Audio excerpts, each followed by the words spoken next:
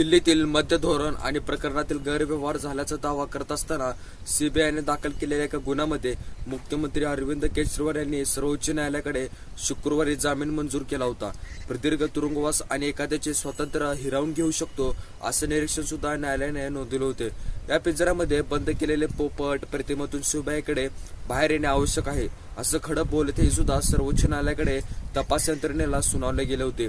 मात्र कोर्टाच्या निकालानंतर केजरीवाल यांची एक शुक्रवारी संध्याकाळी 6 वाजता तिहार तुरुंगामधून मुक्तता करण्यात आली गेली होती.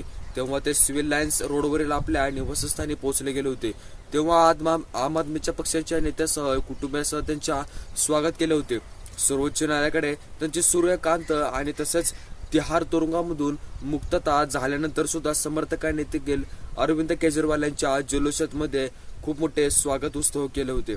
यामध्ये उज्ज्वल भुयान यांच्या खंडपीठाने सुद्धा केजरीवाल यांनी जामीन मंजूर करताना देखील 10 लाख रुपयांचा जात मुचला तत्सम रकमेचे 2 जमीन देण्याची आट घातली होती. मात्र केजरीवाल यांनी गेल्या 21 मार्च पासून रोजी ईडीने मध्य धोरणाप्रकरणी अटक केली होती. लोकसभा निवडणुकीनंतर प्रचार करण्यासाठी त्यांच्या गेल्या 10 मे रोजी जामीन मंजूर करण्यात आला गेला होता. मात्र त्यांच्या 2 मे रोजी त्यांनी तुरुंगामध्ये धाडकच टाकणे यावे असा आदेश न्यायालयाकडे दिला होता.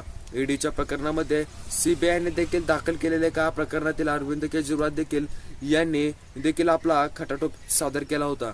मात्र सार्वजनिकरित्या मतप्रदर्शन करून सुद्धा असा आदेश न्यायालयाकडे दिला असावा. असा लढा यापुढे देखील सुरूच ठेवणार असाल.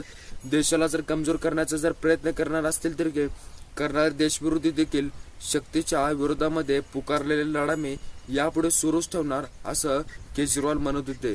यावेळी तुरुंगामध्ये हा निर्धार आणखी पक्का झाला असेल असं केजरीवाल आपलं मत व्यक्त केलं होतं. मात्र शासकीय कामकाजाच्या एका फाईलवर स्वाक्षरी करू शकणार नाहीत.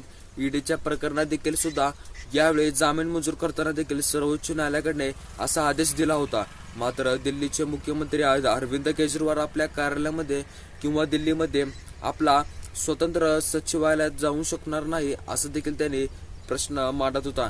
तसेच नायब राज्यपालाकडे देखील मंजुरी मिळवण्यासाठी देखील आवश्यक असलेले देखील एखाद्या शासकीय कामकाजाच्या फाईलवर केजरीवाल यांनी स्वाक्षरी करू शकतील असं, अन्यथा त्यांनी शासकीय फाईलवर देखील आपलं कामकाज करू नये असं देखील त्यांनी आदेश न्यायालयाकडे दिले होते. मात्र त्याच अटीनुसार सीबीआयने दाखल केलेल्या एका प्रकरणामध्ये न्यायालयाकडे घातलेल्या होत्या.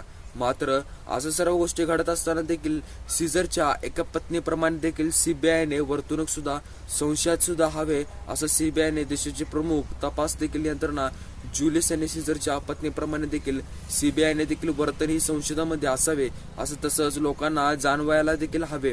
अटक मनमानी पक्षपाती पद्धतीने झाले असेल तर समज होत असल्यामुळे दूर करण्यासाठी पूर्ण प्रयत्न केले पाहिजेत असं देखील उज्ज्वल भुयान यांनी म्हटले गेले होते. असं सर्व गोष्टी झाल्या होत्या.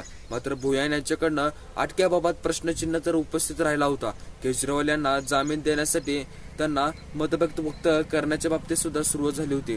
मात्र मंजुरी देताना सुद्धा सर्वोच्च न्यायालयाकडे खंडपीठातील न्याय उज्ज्वल भुयान एक स्वतंत्र निकालपत्र दिले होते. मात्र सीबीआयने देखील अरविंद केजरीवाल यांच्या केलेल्या अटकाबाबत देखील आपले काम केले गेले होते.